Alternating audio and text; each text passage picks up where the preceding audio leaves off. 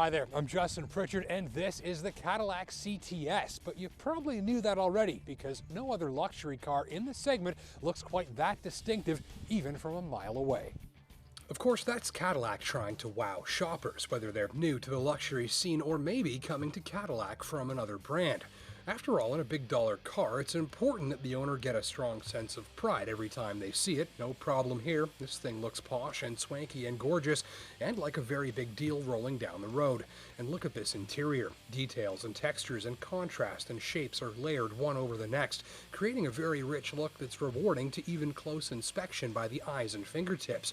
Much of this cabin is just as enjoyable to touch as it is to look at, and don't miss the numerous types and colors and finishes of leather, or the gloss black trim, or the metal accenting. Usually when you're surrounded by this much leather and chrome, you're at a certain type of grown-up party that I'm not allowed to talk about.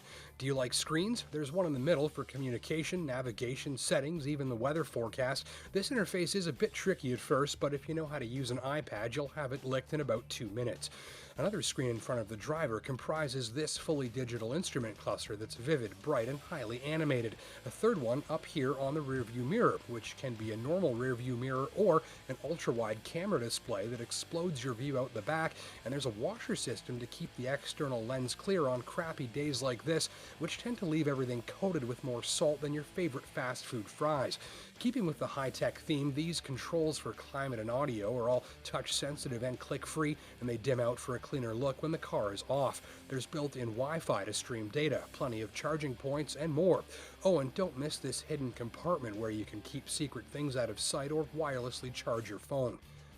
So, handsome, detailed to the nines, and very, very high tech. The CTS has things covered nicely when it comes to the looks, interfaces, and layout, and it turns out the driving experience is, well, pretty damn good too. Few reasons why. The steering first. On the highway, it's perfect. A sliver of numbness on center prevents the car feeling too twitchy or touchy. There's a good tug on the wheel required to break it away, meaning CTS loves staying locked into its lane, and you need heavy but deliberate and very quick and tiny inputs. You can change lanes here by pretty much just tightening the muscles in one side of your hand. Most shoppers will find this steering replicates the best attributes of both a luxury car and a sports car, losing little in between.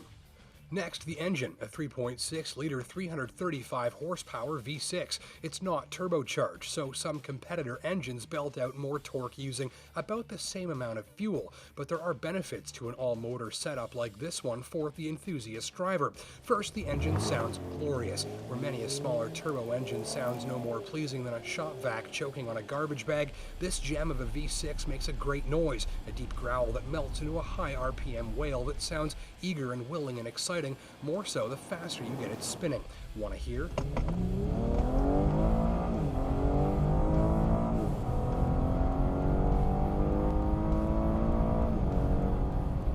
And second, there's a power curve. Plant your right foot and you feel the output growing, swelling, surging as the revs climb.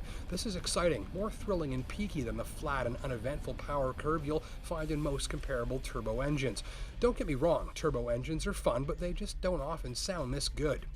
There are 8 paddle-shiftable gears in the automatic transmission. Many competitors, and especially the Germans, deliver faster, more precise, and responsive manual shifts, but the Cadillac setup is still responsive enough to enjoy using from time to time for full control over that sound and feel.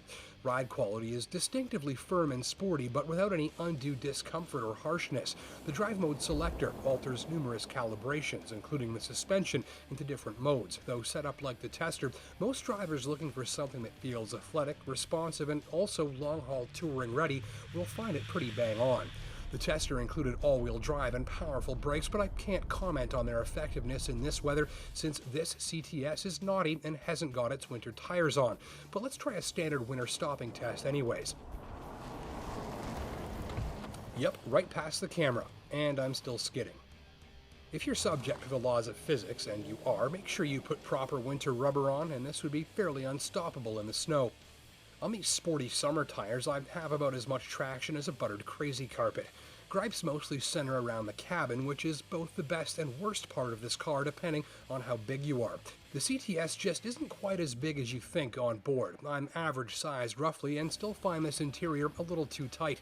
My knees lightly touch everything. My legs block the door storage bins and my elbow blocks the awkward release for the center console. If you're much bigger than average, you'll be wishing for this cabin to be maybe just 2 inches wider. The rear seats are fine, adequate for 2 average size adults who don't need to stretch out too much. Ultimately, if you're okay with the size, this one is a pretty compelling package, and especially when it comes to delivering an authentic feel, distinctive looks, and a very pleasing driving experience. And if you're a bigger guy or gal and find the CTS to be too small, remember that the roughly $74,000 they want for a nicely loaded unit like this one will also get you into a pretty nice Cadillac CT6, which will have all the room you need.